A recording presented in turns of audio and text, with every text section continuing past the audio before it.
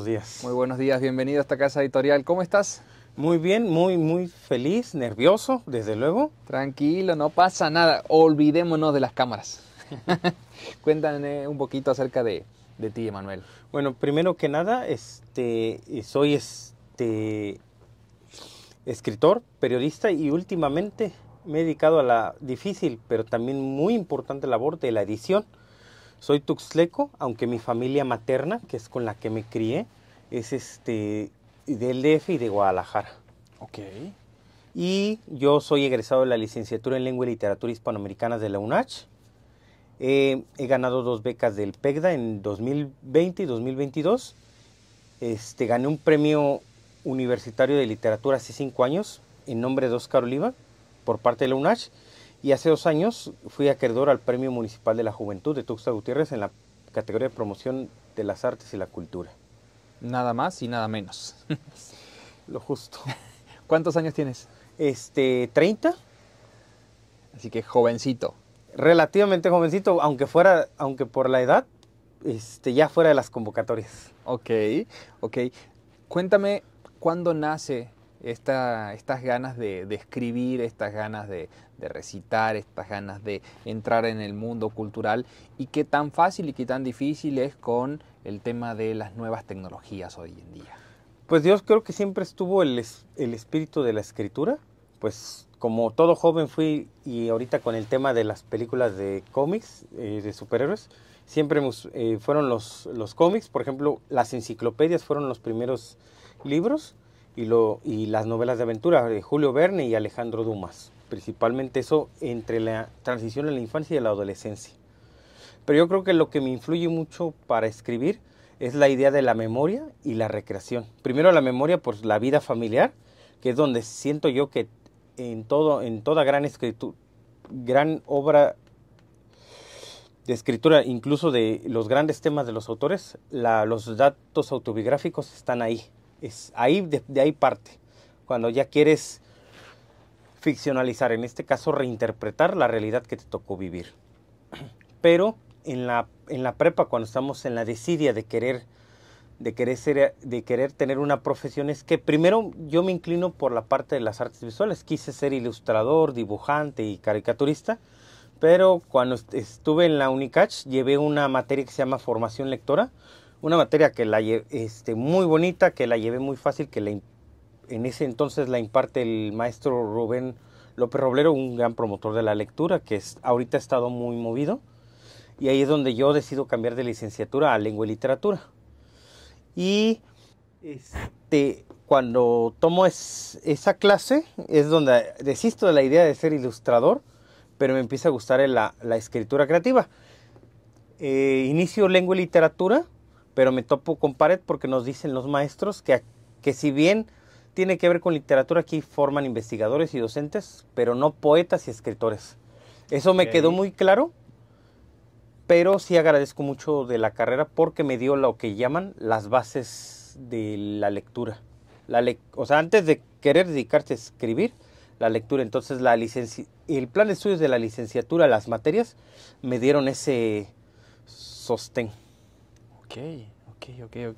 Bueno, hablamos fuera de cámara, por ahí convivimos ya también en un evento que se están haciendo una vez al mes, de justamente incentivar un poquito la lectura, de generar esta sinergia con las nuevas generaciones y con los nuevos lectores y con los antiguos lectores, porque lo platicaba también en otra ocasión justamente con Cari, el tema de que los lectores nos estamos haciendo viejos y no hay una nueva generación que venga como a acompañar, ¿no?, a esta nueva modalidad de la escritura. ¿Por dónde empezar? ¿Con qué tips empezar? Es que es un tema muy complejo y sí tienen la razón. No que estén envejeciendo, sino que por ejemplo, tu generación y todavía la mía nos inculcaron forzosamente el hábito de la lectura, ya sea por obligación y algunos nos quedamos como por gusto. Pero que hay algo muy curioso, por ejemplo, te lo voy a comentar así. La generación que viene tras de mí, y es algo que hemos visto, he platicado con maestros de literatura, de formación lectora, que se viene una generación de no lectores, y eso también ya está repercutiendo en los jóvenes escritores. Por ejemplo, el tema en la literatura sí hay categorías, la alta literatura y esta literatura light. La literatura light, pues estos denominados bestsellers, y estos bestsellers, por ejemplo, estas sagas juveniles que de alguna forma desvirtuaron el oficio de la literatura y permitieron que, por ejemplo, muchos que tuvieran esta idea básica, pero hasta cierta forma comercial, se aventuraron al ámbito de la escritura, pero sin ninguna profesionalización. Un claro ejemplo, por ejemplo, las Wattpad y los famosos fanfiction, que algunos sí están hechos con una gran maestría y una gran recreación, pero ¿qué pasa? Cuando empiezas a leer estas escritos en Wattpad, empiezas a notar primero que no hay una formación literaria, no hay un rigor primero ortográfico, sintáctico, luego temático, porque algo que he visto en talleres literarios y se remarca mucho, los lugares comunes. Entonces, al no haber una lectura más rígida, se va a notar en estos jóvenes. O sea, y han surgido de Wattpad novelas tipo bestsellers que se han venido vendiendo bien, pero sí, con estas deficiencias. La otra, el hábito lectores sí es un poco complicado porque también hay de dos, que vengan de una familia de lectores, eso ya ayuda y ya brinca muchos obstáculos. Pero los que no vienen de una familia lectora, ahí es donde viene el primer asunto, hacerlos lectores. Pero hay otra cosa muy importante en la lectura. La lectura también es una actividad de ocio y también de gasto, pues comprar libros, incluso los aparatos como Kindle o tabletas son un poco costosos. Entonces también hablar de lectura es hablar de poder adquisitivo.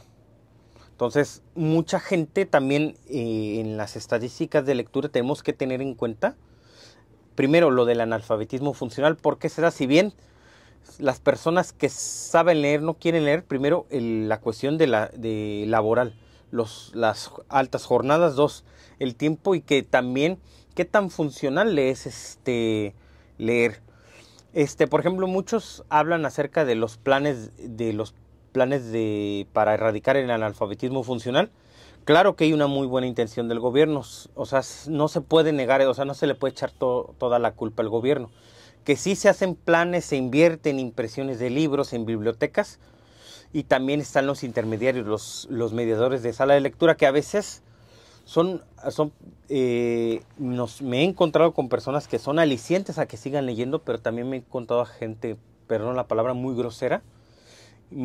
Se vale ser estricto en el ámbito para promover la lectura, pero muchos de los promotores de la lectura se dice, y lo he comprobado, son personas que no incentivan la lectura. Si bien tienen la metodología, su pedagogía es muy cruel. Entonces también cuando se va a incitar a la lectura, no hay que ser cruel con el que está iniciando. Primero hay que tenerle paciencia, entender su contexto, porque también la lectura, incluso Borges y Carlos Monsiváis lo han referido, no es obligatoria, pero sí se le tiene que tener un cierto amor, y eso también depende de las circunstancias y el contexto social. Ahora bien, ¿cómo incitar a un joven? Algo que pasa en la literatura es que se tienen de referencia estos monstruos, los autores canónicos. Pero ¿qué pasa? Por ejemplo, no sé si usted tenga hijos con los adolescentes, tienen sus temas y sus inquietudes. Si tú le mandas un libro canónico, pero no van con sus intereses, nunca va a poder generar el hábito lector. Yo creo que, por ejemplo, y lo hablábamos con Julio, de estos libros a los bestsellers la academia les tiene cierta reserva. Okay. Sin embargo, hay que reconocer, aunque suene feo, son un mal necesario, porque son los que muchos empiezan sus lecturas. Yo en mi caso no fui muy ad hoc a estos libros, pero por mi madurez entendí que son necesarios para incentivar la lectura, porque de eso a nada es preferible. Claro que ya conforme vaya creciendo su hábito lector, ya va a entender cuál es la buena literatura y la mala literatura. Pero primero empezar con eso, aunque sea mal, aunque me critiquen, pero así es como se empieza el hábito lector. Ok. O sea, sí se puede iniciar con los grandes clásicos, pero la persona tiene que ser especial y en circunstancias especiales. Bien. En tu círculo de amigos, ¿cuántas personas tú crees que tienen el hábito de leer? Ay, es muy reducido. Lo pregunto justamente por lo que hablábamos, ¿no? Del tema generacional. En la época de los 50, hoy encontramos, diríamos, gente de los 50 hacia arriba que tienen un hábito de lectura diaria. De los 40 un poquito menos, de los 30 un poquito menos que menos, y de los 20 para arriba menos todavía, porque bueno, justamente como platicábamos, la lectura va por otro lado, o va más por el tema de las redes sociales, o va más por el tema de las películas y demás, y el tiempo de lectura se ocupa en otras cosas. Es que aquí viene si bien es una brecha generacional la lectura, también de intereses. Por ejemplo, en el tema del periodismo. Ahorita estamos en la época de la inmediatez. Por ejemplo, ya te está tocando a ti pasar del periódico impreso a las redes. Bueno, yo en mi experiencia como periodista y editor, que veo la parte impresa y la parte digital. Hubo un tiempo que yo colaboré en un medio que se llama Modernidades, ahorita tiene otro nombre, que ellos priorizaban algo que se llama SEOs, que es Search Engine Optimizer, que es el lenguaje de optimización. ¿A qué viene esto? Que ahorita para escribir en una página web tienes que optimizar el lenguaje. O sea, ya quitarte de estos artificios y ser más directo. ¿Y qué pasa, por ejemplo, en las páginas web? El lenguaje SEO obliga a que uses 4 palabras claves que vas a repetir a lo largo de texto, que primero eso genera un algoritmo de búsqueda, y también como redactor en páginas web tienes que tener una destreza primero para repetir esas palabras, generar ese algoritmo, y que la lectura no sobrepase los 7 minutos. Porque también en cuestión de caracteres, de espacios, ya se reduce a tiempos y ya la gente no lee más de 7 minutos, que pueden, por ejemplo, 7 minutos en cuestión de carácter son 3 páginas a lo mucho. Claro. Y ahora viene el tema digital. Y las películas, el cine y la literatura van hermanados. Muchos de los bestsellers han llegado al cine y se han convertido en clásicos. Por ejemplo, 2 películas, El Padrino y Ben-Hur, que en sus versiones literarias son más pesadas, no son tan buenas, pero cuando llegaron al cine se hicieron obras magistrales. Aquí la destreza del guionista y del cineasta para, digámoslo, desde el texto reducir muchas pajas y simplificarlo. Un claro ejemplo es la primera escena del Padrino, que en el libro es un capítulo entero que si no le tienes paciencia te duermes. Y claro, dice cosas de más. Y en cambio en la película, en la primera escena, se resuelve con unos pocos diálogos. Ese primer capítulo, o sea, ahí la destreza en este caso del guionista y el propio escritor Mario Puzo. Emanuel, cuéntame acerca de lo que tenemos en la mesa. Bueno, ¿Qué significa para ti lo que tenemos en la mesa hoy en día? Bueno, esto es una pequeña porción de lo que es mi trayectoria literaria. Vamos a ir por pasos, por años. Primero, yo, como te dije, también me dedico al periodismo. Agarro el periodismo porque cuando entro a la licenciatura en lengua y literatura, si bien empiezo a devorarme libros, cuando yo quiero pasar mis ideas al papel, no llegan como a mí me gustan. Incluso me siento frustrado, insatisfecho. Entonces, en una feria de libro que organizábamos en la facultad, por ahí del 2017, a mitad de la licenciatura, uno de mis talleristas, que fue director hasta hace poco de la red de bibliotecas de Coneculta, Fabián Rivera, me había recomendado que para agilizar mi escritura, me dedicara a la reporteada. Muy tajantemente me lo dijo, pero me quedó muy en claro. Entonces se abre una vacante en un periódico de colaboración, sin pago desde luego, y empiezo a colaborar en la nota de cultura. Que sí, me empieza a costar un poco desarrollarme porque estaba, por ejemplo, allí en Humanidades está la licenciatura en Ciencias de la Comunicación, y de Ciencias de la Comunicación creo que desde el propedéutico les enseñan a redactar notas. Entonces yo no sabía redactar notas, pero sí tenía el principio básico de escribir al menos un texto literario. Un inicio, un desarrollo, un clímax y una conclusión. que en cuestiones de ciencias de la comunicación se traduce como la pirámide invertida. El qué, cómo, cuándo y por qué para escribir la nota.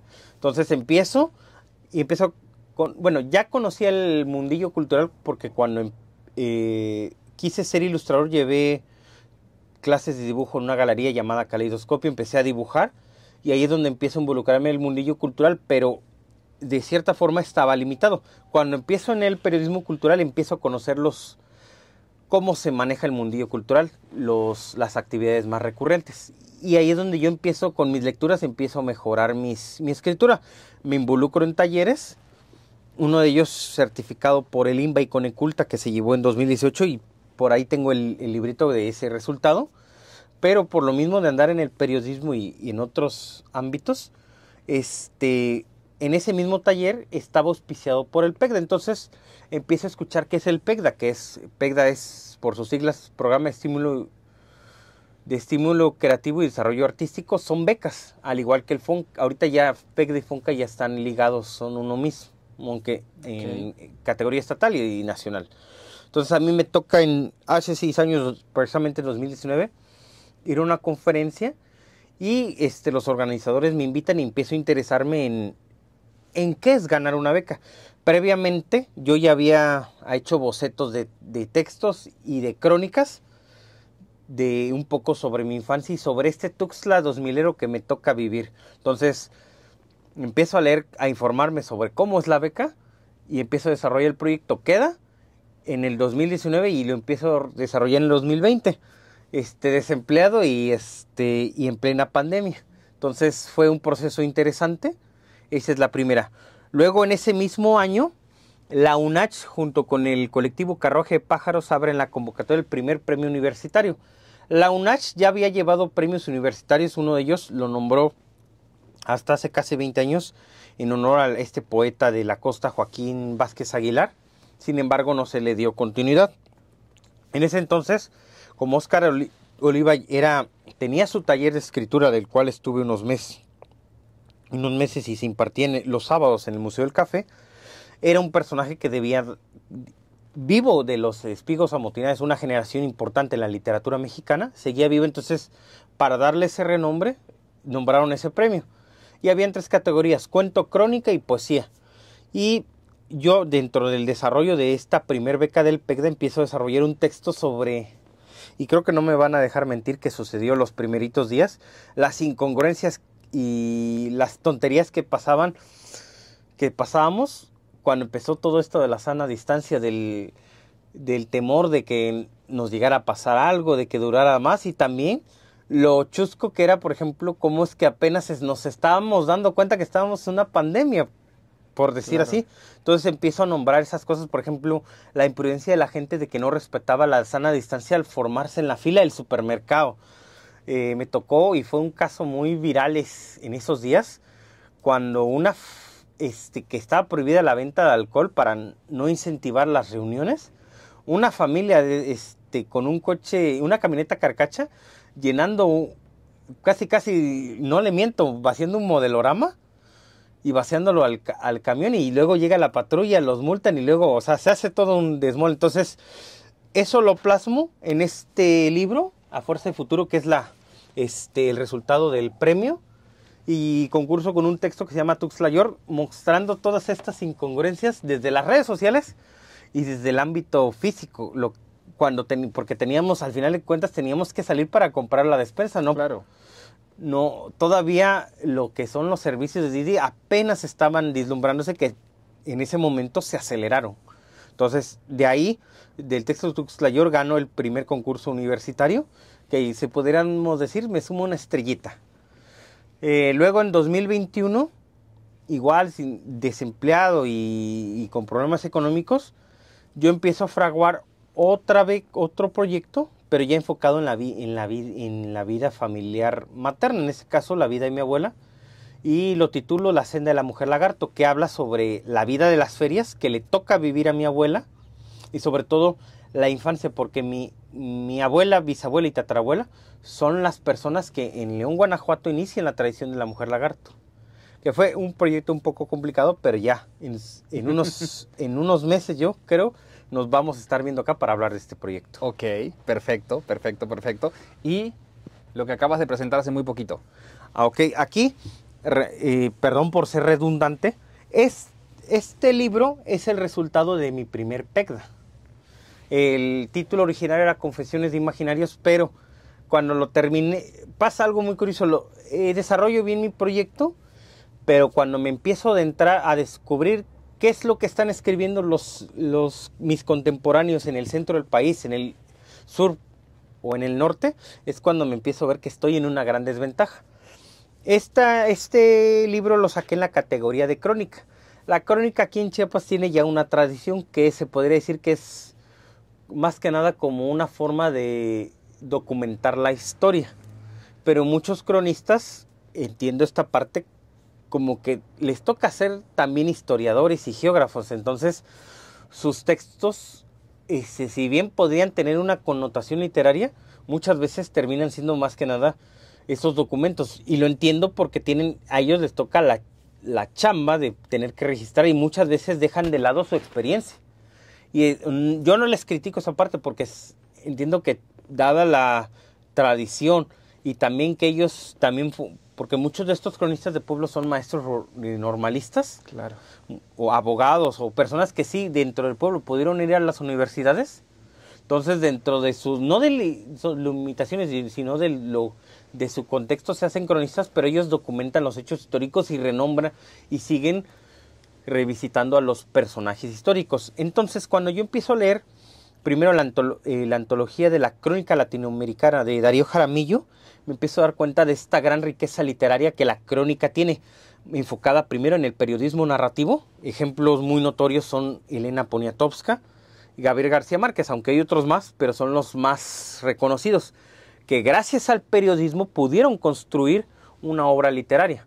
Y, por ejemplo, en Gabriel García Márquez, temáticamente, como están escritas sus notas, sus novelas, recurre a muchos elementos del reportaje y también a su visión propia de las circunstancias. De las circunstancias. Sí. Entonces, tomando en cuenta esta idea del periodismo narrativo, te había comentado de mi primer beca, había hecho unos bosquejos como de cuentos, que entre 2017 y 2018 no habían llegado a nada. Entonces, cuando veo lo de la beca, lo adapto y aparte empiezo a influirme de otras lecturas. Primero, este texto que se llama Cuando éramos menos, del poeta Renato de Luc, este poeta reconocido, que habla, por ejemplo, de su infancia cuando él fue el porfiriato, de cómo veía las cosas, pero me agradó mucho y algo que tomé en cuenta de ese escritor, la sensibilidad, la percepción del espacio. Entonces, de ahí tomo. Y un texto muy importante que tiene dos versiones, una en la revista Letras Libres en 2009 y la novela publicada en 2011 por Anagrama, El cuerpo en que nací, de Guadalupe Nettel, que aquí me hizo mucho ruido porque Guadalupe Nettel es una escritora que hace poco fue directora de la revista de la Universidad de México, pero es contemporánea de mi mamá. Entonces, como mi mamá era chilanga, muchas de las cosas que me contaba mi mamá y mis tíos, los vi representados en este libro, en El cuerpo en que nací. Entonces, cuando leo esa novela, que en este caso ella la denomina como autoficción, porque también es solo de los límites entre la crónica, literatura no ficción, periodismo narrativo y autoficción, me llamó mucho la atención. Y en esta novela la autora parte que ella tiene una discapacidad visual, que ya desde luego se ve representada en lo que es en otros textos, pero ahí está muy claro y desde esa perspectiva narra su vida, cómo fue lo del terremoto del 86, cómo es vivir, porque sus padres fueron parte como una hippie, pasar de una vida liberal en su infancia a luego vivir con la abuela en una vida conservadora donde la mujer era limitada. Entonces me agradó mucho esta introspección. También después influyó una lectura que se llama El Santo del Crack, del escritor yucateco y contemporáneo mío, Ricardo Guerra de la Peña. Es nieto de Ricardo Guerra de la Peña, el ex marido de Rosario Castellanos. Pero aquí también habla de aspectos biográficos de lo que es su papá, sobre incluso la iniciación sexual y sobre el descubrimiento de los vicios. Bueno, tomando en cuenta estas lecturas, yo empiezo a desarrollar mi infancia, por ejemplo, hacia ciertos tropos. Primero, la escuela donde estudié, la David Gómez. estas peripecias de la infancia. También que mi vida fue intermitente de varias mudanzas, de vivir no es lo mismo vivir aquí en la zona oriente-norte, en estas no colonias marginales, sino colonias populares, digámoslo, como la 24 de junio, pero me llamaba la atención lo interesante que eran estas colonias, que era un estacionamiento común, pero ese estacionamiento común se convertía en muchos escenarios para jugar muchos juegos, porque muchos de los juegos, también aquí viene la televisión, y retomando lo que el postulado de Guadalupe Nettel y sus contemporáneos escritores, cómo la cultura pop nos ha influido. Entonces, al final de cuentas, a mi generación ya le corresponde hablar de la cultura pop. Y quiera o no, ese espacio, ese estacionamiento servía como cancha de fútbol para echar tu cascarita, o para otros escenarios de recrear estas grandes aventuras de las series animadas. ¿Qué es lo que más te gusta de lo que estás haciendo hoy en día? Yo creo que es la literatura, al final de cuentas, es terapia, es desahogarme, porque sí, como todo ser humano tiene sus demonios, demoles y prejuicios. Entonces, en este primer libro, aparte que descargo muchos recuerdos de la infancia que también van a ser después voy a darles continuidad a en otro género y en otras historias, es poder recobrar la memoria. Porque como bien dices, ahorita la tecnología, pero ¿dónde va a quedar sustentado lo que se vivió? Aquí es donde viene la labor de este libro. Aquí es donde dejo de manifiesto lo que me toca vivir a mí, lo que mis circunstancias me permitieron. Okay. Los juegos, porque me toca, por ejemplo, todavía me toca esta generación que sale a la calle, se enloda y se raspa, pero ya tiene una vivencia propia. Todavía estamos en el incipiente mundo del internet, porque recordemos que en esos años ir al ciber era un lujo. O sea, ya ni digamos tener una compu en poder adquisitivo era difícil. Y también, por ejemplo, la transición del celular analógico al digital, cuando el teléfono, con solo tener el juego, el famoso juego de la serpiente de los Nokia, ya era una gran sensación ya cuando empiezan a incorporarle el color a los teléfonos. El boom del MP3 en los teléfonos y traspasarse canciones. Y en ese entonces todavía la radio era una autoridad en el sentido de que todavía se predestinaba que eran las modas. Me tocó todavía el auge y caída de la televisión y las incipientes redes sociales. En este caso, dos antecedentes importantes, la red Hi-Fi y el famoso Metroflog. Que el Metroflog también considero yo que generó muchos prejuicios, porque fue la red social en el que los chicos de las secundarias y preparatorias populares se dieron a conocer, que también era un escenario para el bullying también. ¿Con qué sueñas? No, ahorita no es tanto soñar, sino ya, ahorita, no que estoy cumpliendo el sueño, pero al menos ya estoy haciendo realidad lo que yo me propuse hace 15 años, escribir y publicar un libro. Por ejemplo, ya cumplí la meta de publicar mi primer libro. Después de 5 años de haber terminado el proyecto, como te digo, si bien lo terminé, fue un proceso de reedición grandísimo, porque sí, cuando me puse a leer a los mejores de mi tiempo, me empecé a dar cuenta de la desventaja y también de mis deficiencias, porque sí, no temo en admitir que como escritor también te das cuenta que hay deficiencias, y también publicar también es enfrentarte al mundo, y yo lo que busqué es que primero que saliera un texto de calidad, que eso se va a demostrar ahorita con los lectores, si vale o no la pena, y sobre todo saber que con esta escritura me estoy desnudando, porque estoy mostrándome tal cual. Entonces yo creo que no es que, claro que sí tengo la ambición de seguir escribiendo y obras, aunque ya las tengo en la cabeza temáticamente, pero una cosa es desarrollarlas. Pero este libro al menos ya me hizo saltarme varias trancas, ya cumplí una meta con este libro. Ok.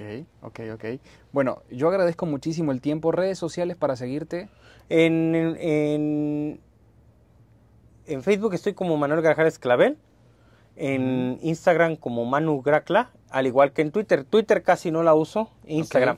Ahora, de todas maneras, vamos a ponerlo bien ahí para poder que la gente entre, consulte, ahí pueden conseguir el libro. ¿Dónde más pueden conseguir el libro? Libro Para darles, y voy a hacer un anuncio, 2 anuncios. El libro lo van a encontrar a partir de la otra semana en la librería Braulios, que se encuentra en la Tercera Norte, entre 17 y 18 Poniente. Ok. Y en las sucursales MSG, cualquiera de las 3. Perfecto. Entonces, Braulios va a tener la premisa donde va a encontrar el libro en 200 pesos. Y por si no lo alcanzan a comprar en Braulios, pero va a estar un largo tiempo ahí, la primera presentación del libro va a ser el día 29 de agosto a las 6 de la tarde en la librería del Fondo de Cultura. Ok, perfecto. Para que quienes les interese esta obra o quieran conocerme, ahí se va a presentar. Y también tenemos una presentación para la Filunach en octubre. Todavía está pendiente el horario y la fecha. Sí, sí, exacto. Pero de una vez como para que se vayan programando y demás. Y de todas maneras, cuando tengas las fechas, nos las pasas para que lo podamos anunciar. Claro, va a ser un honor y que primero que el 7 y ustedes están invitados a la presentación. Ahorita por el momento, 29 de agosto a las 6 de la tarde en la librería del Fondo de Cultura José Emilio Pacheco. Perfecto. Emanuel, muchísimas gracias por el tiempo, por la plática. Las puertas abiertas de esta casa editorial para generar dinámicas positivas, para generar esta dinámica de que más personas puedan leer, de que más personas se metan en este mundo de la lectura, de la escritura y demás. Y por último, te levantas en la mañana, te ves al espejo y ¿qué ves cuando te ves? Primero, estoy recobrando que estoy amaneciendo, pero no tanto que me vea. Yo no me veo al espejo hasta que me cambio para ir al trabajo. Okay. Yo lo primero que hago es ponerme a escribir, porque aparte de la edición me dedico a hacer columnas y también corregir. Entonces, después de que me pongo a escribir lo que corresponde a mi chamba, me dedico a escribir. Que luego termino borrando los textos por estas insatisfacciones, pero lo primero que hago es abrir mi monitor y a ponerme a escribir. Gracias por el tiempo y ha sido un placer la plática. No, gracias a usted. Y muchas gracias a esta casa editorial por ser un espacio para escritores emergentes y, como le dije antes en cámaras, dirigir una casa editorial no es fácil y sobre todo que sigan aquí, que sigan existiendo a nosotros nos allana el camino, porque si no se promueve el hábito de la lectura no van a haber escritores. Eso es fundamental. Entonces ya que haya periódicos, haya revistas o haya editoriales, para mí es una batalla ganada. Muchísimas gracias. Ha sido un placer la plática. Gracias.